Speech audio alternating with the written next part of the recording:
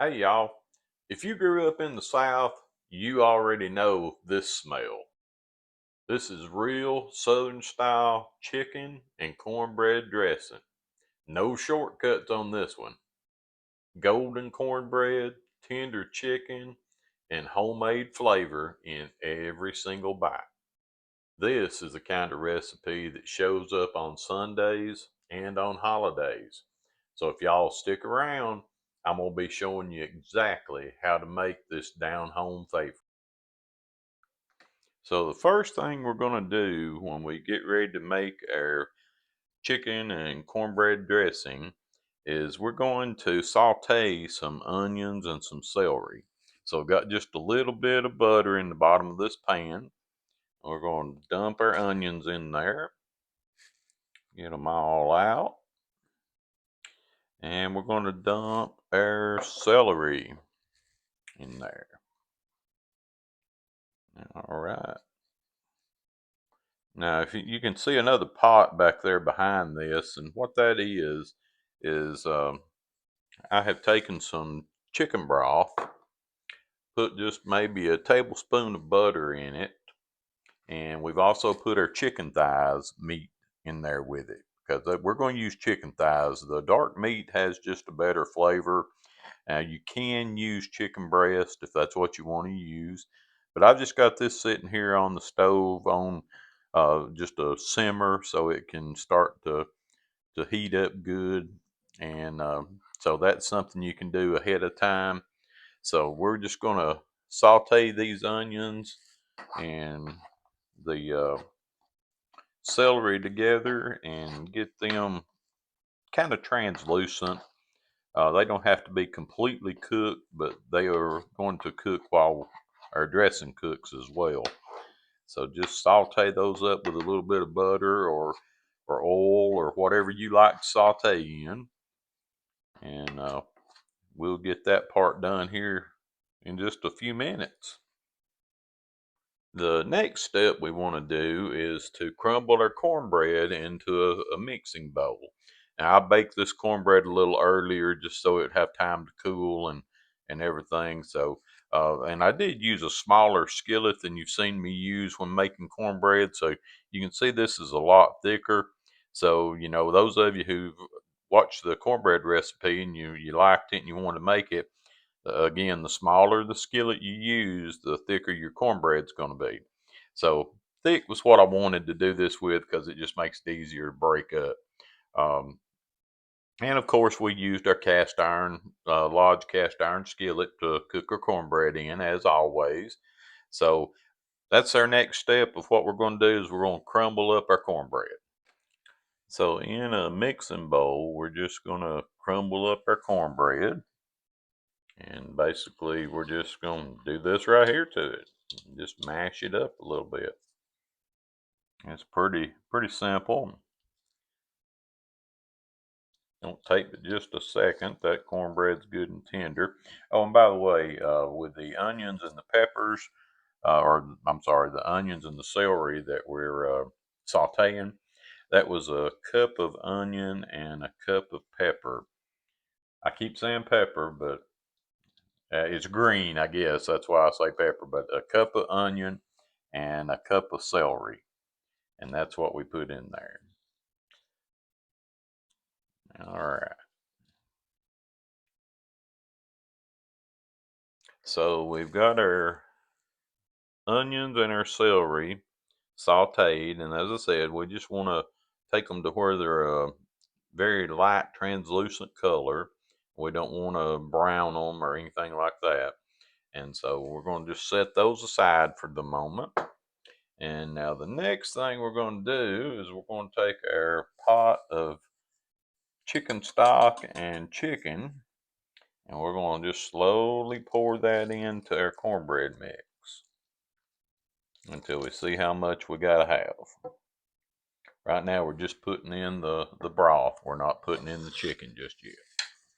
So let's stir that around. Oh, yeah, going to need a lot more than that.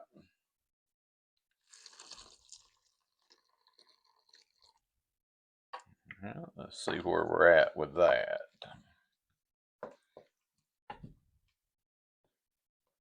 And of course, the more cornbread you use, the more broth that you're going to have. And I will leave the a link to the cornbread recipe in the description on this video. And you can just go to that and just follow the directions on how to make our cornbread. And then you'll have exactly the same thing that I made. All right, a little more juice. That's one thing I do. I make my dressing very juicy, and to start with, because the water and the juice is gonna bake out of it when you start baking it in the oven. So I like to get mine pretty juicy. All right, that's looking pretty good right there. And so we're gonna add our chicken to it next. So we're ready to add our chicken to our mix, and this was a pack of 8 bone-in thighs when we cooked them and boiled them down to get our chicken broth and everything. Then we took them out and we deboned them and got all the excess fat and everything off of them. So this is just some shredded chicken thighs that we're going to mix in here with it. Like I say, I like to use the thighs because it's a really, really good flavor. So we're just going to dump that in just like that. And then we're going to just mix that all into our mixture.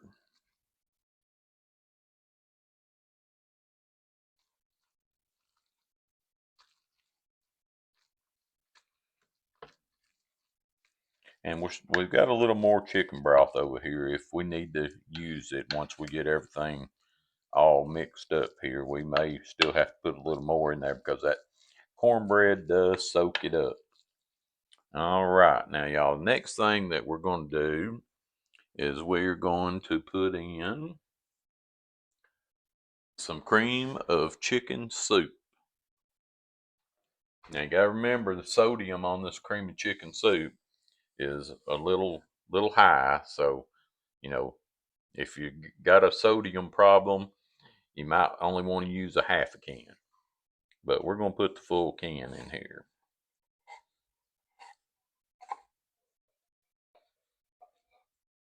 Now this is something that you don't have to use the cream of chicken soup. It's just the way that we've always done it. And so, as I say, if you don't want to put the cream of chicken soup in there, don't feel like you just absolutely have to. Your dressing will still turn out pretty good. I just think this gives it just a little bit more flavor. All right, so we got our cream chicken soup in there.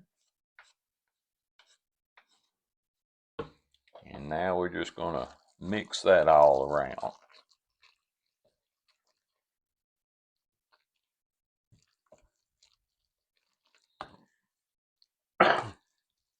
That is making it look yummy, and it is smelling delicious.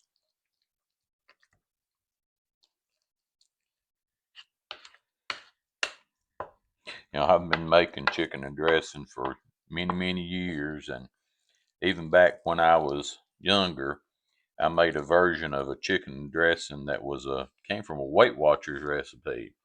Maybe one of these days we'll do a video on that.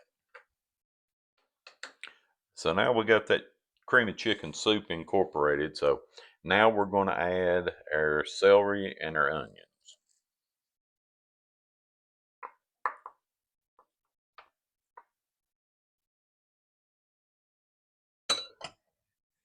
And then again, we're just going to give it a good mix. Get all that celery and onion incorporated into your mixture.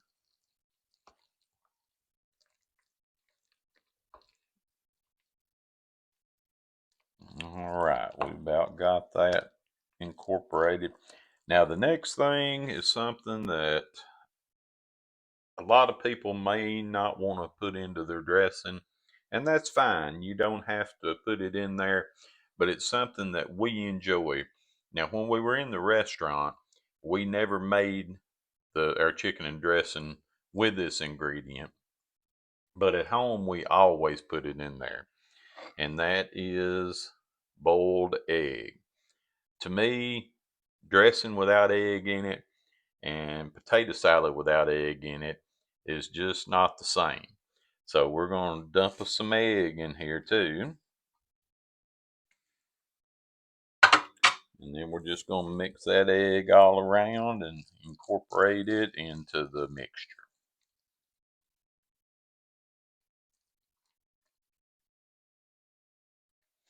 I know, like I say, a lot of people don't like egg in their dressing or anything, but to me, it just isn't the same if it doesn't have it in it. So we're just going to fold that from the bottom to the top. Make sure we get that egg all mixed in there. And if you do the egg, you know, leave your egg in as big pieces as you want. You can do small pieces, big pieces, just whatever you feel like you want to do. And now we're ready for the main ingredient, which is sage. Gotta have sage. A lot of people use poultry seasoning. My mother always used poultry seasoning, but I didn't really like it that well when she did it with the poultry seasoning. So we always use the rubbed sage. And now on this, it's going to be hard to tell you exactly how much to put in there. Start with a little bit, and then you're going to taste it and see how it tastes. If it needs more in it, then you can put some more in it. Um, you know, just again, it's like kind of like salt. If you get too much in there, there's really not a lot you can do to it to take it out. So go easy on the sage because it is a strong um, seasoning. So we're just going to put some in there. It's not coming out of the can very well.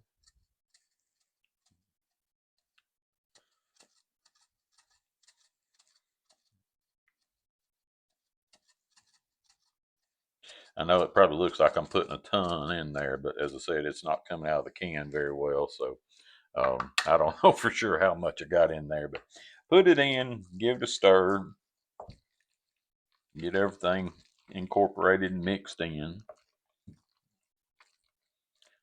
And like I say, that's the thing. Before you put this in the pan and put it in the oven, you got to always taste it just to see how it tastes. That way, you know if it needs a little more of something or if it's good. Or I can tell you this: if your dressing turns green, you got too much sage in it. Now my dad, he loved it with a lot of sage in it. So a lot of times it was just too much for me. And again, with the poultry seasoning that my mother would add.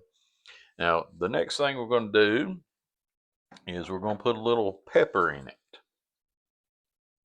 All right, and again, we're not going to go crazy with the pepper. We just want a little bit in there. Give us some good seasoning. And if you've noticed, I haven't put salt in it yet.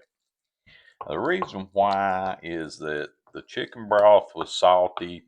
That creamy chicken soup is very salty. So I'm not going to put any salt in it until I give it a taste. So that's what we're going to do now. We're going to get us a bite of it and we're going to see how it tastes and if we need to add anything more to it. You can eat this raw. Matter of fact, a lot of times I'll get a bowl of it and eat it just like this before it ever goes in the oven.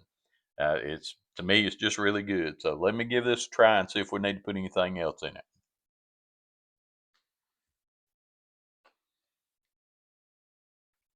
So I've tasted our mixture and we did need a little more sage in it. So I have put a little more sage in it. But I will tell you, start out with about a tablespoon and a half of sage. Put that in there, mix it all together, give it a taste and see if you think it needs some more in it. If it don't have the sage taste that you want in your dressing, then add a little more to it. But I think probably about a tablespoon and a half is about where I was at. Maybe close to 2 tablespoons, but just start with a tablespoon and a half. Okay, so we're ready to pour this mixture into our baking dish. And today I was going to use our cast iron, but I decided I'd use this baking dish instead. This is Pioneer Woman baking dish, and we've had these for a few years now, and they always do a really great job. So that's what I'm going to use today. So we're just going to take our bowl. I'll see if I can get this over here where you can see it a little better. And we're just going to pour our mix in there. And like I say, you can see it's kind of soupy, and that's all right. That's really what you want. You want it to be soupy. You don't want it to be dry. So we're going to get everything out of the bowl. A lot of times I kind of like making a cake. I'll leave a little extra in the bowl just so I can go back and eat what's left over in the bowl, but I'm not going to do that today. All right, so now we got it in our baking dish, and we just want to smooth it out. And this baking dish has been sprayed with a non-stick. Um, Makes it easier on cleanup for one thing, but makes it when you're ready to start dipping it out, it comes out easier. All right, and so we're just going to smooth that out. Try to make sure we got it fairly even as far as from one end to the other. All right, and we're ready to go in the oven with it. So we got our oven preheated to 375, and we're just going to take that and put it in there. All right, and that's all there is to it until it gets done and we're ready to try some. You know, when we had the restaurant in Monteagle, we did a Sunday dinner, and a lot of times we would do chicken and dressing, and our customers, they just loved it. They would be sitting out in the parking lot waiting on us to open the doors at 11 o'clock just so they could get in and get that chicken and dressing. Um, they loved it. It was just something that they looked forward to, and a lot of them even wanted us to do it every week and not do anything else. But when we did chicken and dressing, the phone didn't stop ringing, and we usually ran out in about 2 to 3 hours on Sunday evening, and we would be completely out of our chicken and dressing. So I hope y'all will try this recipe, and I really do believe you'll enjoy it.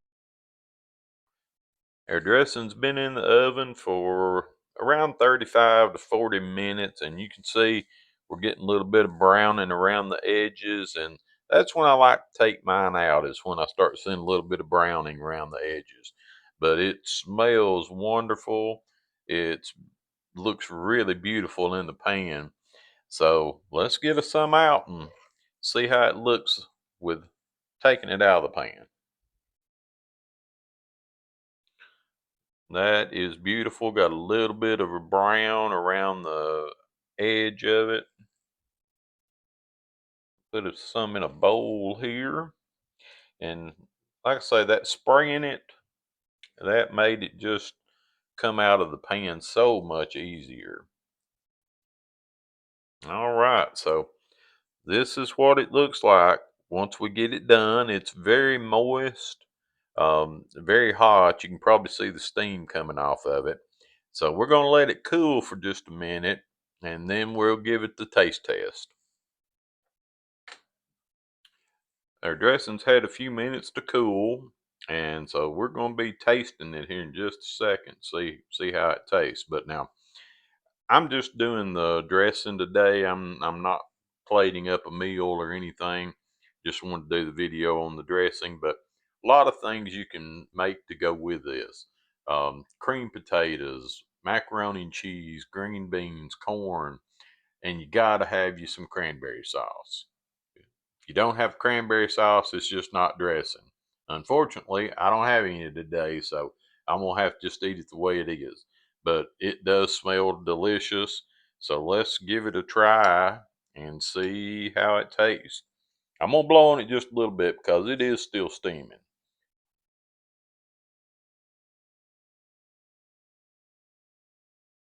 All right, here goes.